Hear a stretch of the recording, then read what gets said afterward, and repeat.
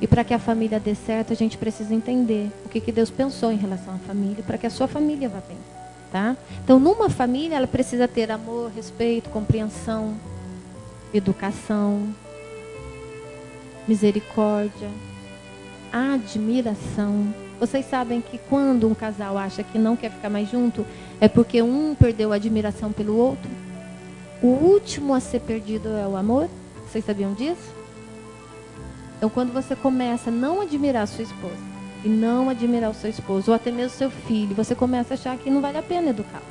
Esse menino não vai para frente, tudo que eu faço ele não quer. Então, quando você começa a perder a admiração pelas pessoas que convivem com você, acendeu a luzinha, viu? Principalmente os casais. Quando você não percebe mais o quanto você admira a sua esposa quando vocês namoravam, e vice-versa, é um problema, queridos. Então vamos fazer também para que o outro nos admire. Porque lidar com gente cansativa todo dia também é só misericórdia, né? Pessoas frustradas todo dia, pessoas ranzinhas todo dia, pessoas amargas todo dia, infelizes todo dia. É muito complicado. Então a gente precisa do autoconhecimento para evitar essas coisas.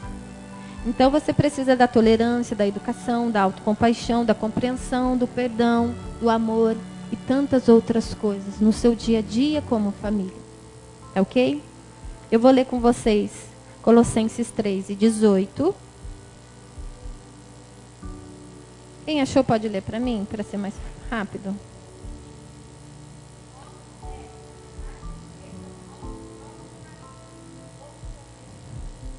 Tá ok, obrigada. Queridas, uma coisa aqui para a gente entender.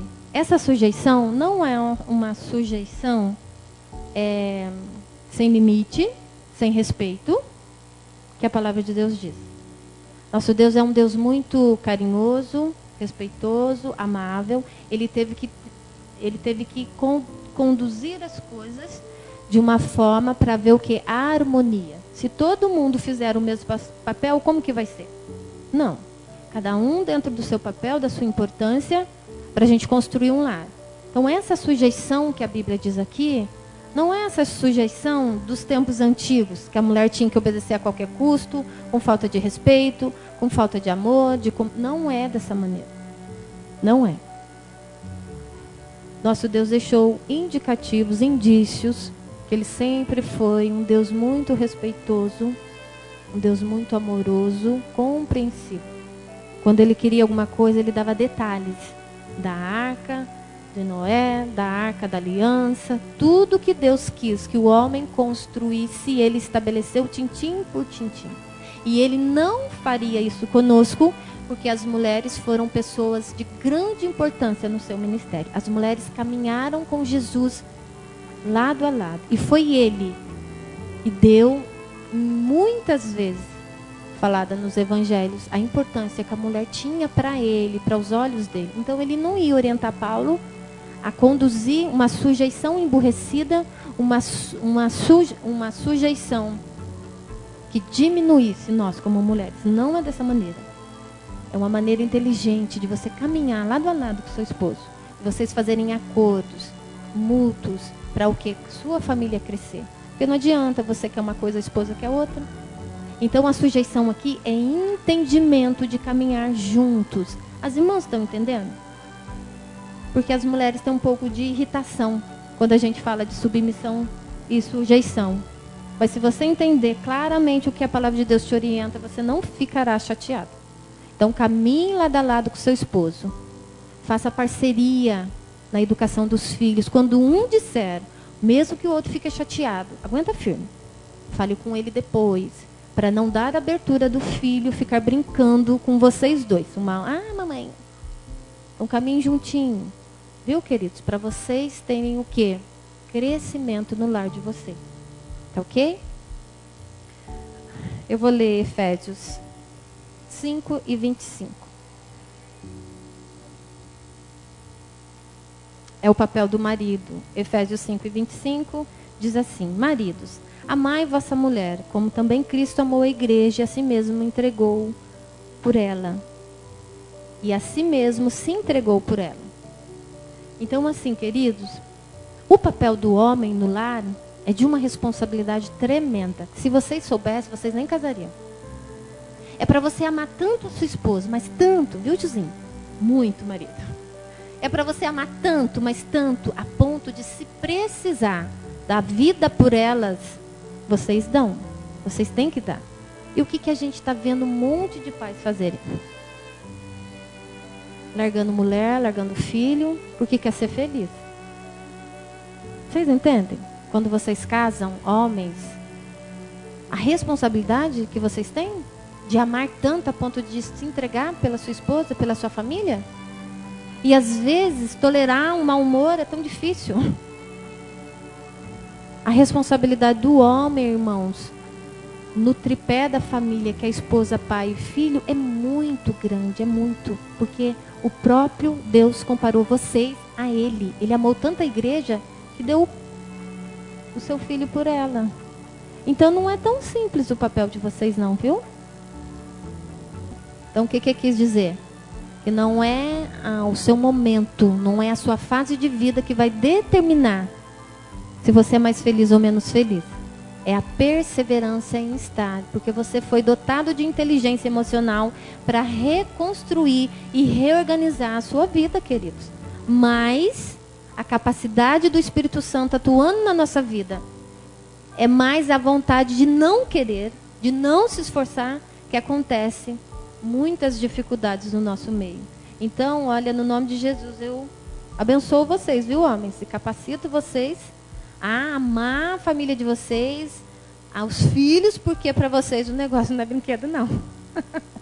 Vai ter que amar até morrer pela sua família. E agora vamos ver.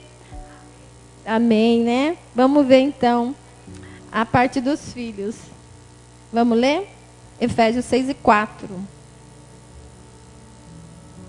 Não, Colossenses 3:20. Para os filhos. Filhos, em tudo obedeceis a vossos pais, pois fazê-lo é grato diante do Senhor. Então nós temos o quê? A responsabilidade da mãe, que é caminhar junto com o marido, uma submissão inteligente. É o marido amar a esposa acima de qualquer coisa. E é o filho obedecer para que ele vá bem nessa terra. Então, por isso que eu falo para vocês, se vocês não treinar o filho de vocês a ouvir a voz, meu pai está falando, minha mãe está me orientando, queridos, vai ser difícil ele obedecer vocês no Senhor. Então, até mesmo para o filho ter essa consciência de que eu preciso obedecer os meus pais, ele precisa ser ensinado. Senão ele vai sofrer muito, porque é uma condição de mandamento, né? Obedecer o pai e a mãe, que é o primeiro mandamento com promessa. Ok? E aí, um recadinho para os pais, que agora é Efésios, para a gente finalizar. Efésios 6:4. E vós, pais, não provoqueis vossos filhos a ira, mas criai-os na disciplina e na admoestação do Senhor. Então, queridos, também, quando a gente não consegue compreender o filho, quando a gente é muito autoritário, isso irrita, isso estimula o filho a ser desobediente, a ser mentiroso, a esconder coisas de vocês. Então veja como você está criando e educando e direcionando a sua casa. Então a mulher ser submissa e inteligente, o marido amar a esposa acima de qualquer coisa, o filho ser obediente aos pais, isso é padrão cristão, isso é padrão ético, para que a sua vida caminhe bem. E o benefício é para quem, gente? É para Deus?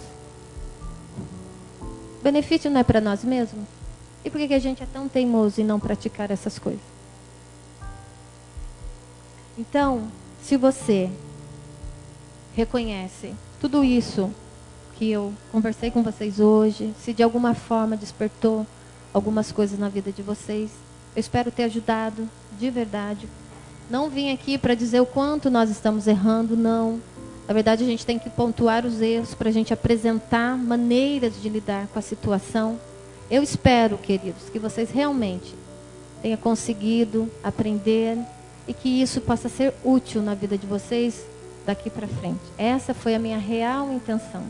Por quê? Tudo começa por um pensamento, querido. Quando eu penso, eu falo. Quando eu falo, eu ajo. E quando eu ajo, eu estabeleço um modo de vida. Então, se você começar a pensar, meu filho não tem jeito, minha esposa não tem jeito no casamento, é isso que vai caminhar. Eu não estou dizendo de pensamento positivo, não. Eu estou dizendo mesmo de escolha. O que é que eu tenho pensado? Vocês conseguem entender? Vocês conseguem pensar no que vocês pensam? Olha que doido. Vocês conseguem perceber o que vocês pensam? Eu penso, no que eu penso? Eu penso mais coisas boas, coisas que me levam para frente, ou eu penso mais pro lado ruim do meu dia a dia? A gente também precisa botar sentido o que permeia o nosso pensamento.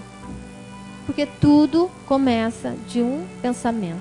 Eu penso, eu falo, eu ajo, eu estabeleço um modo de vida. Tá bom? E não esqueça da comunicação. Quando vocês não estiverem bem, fale, conte.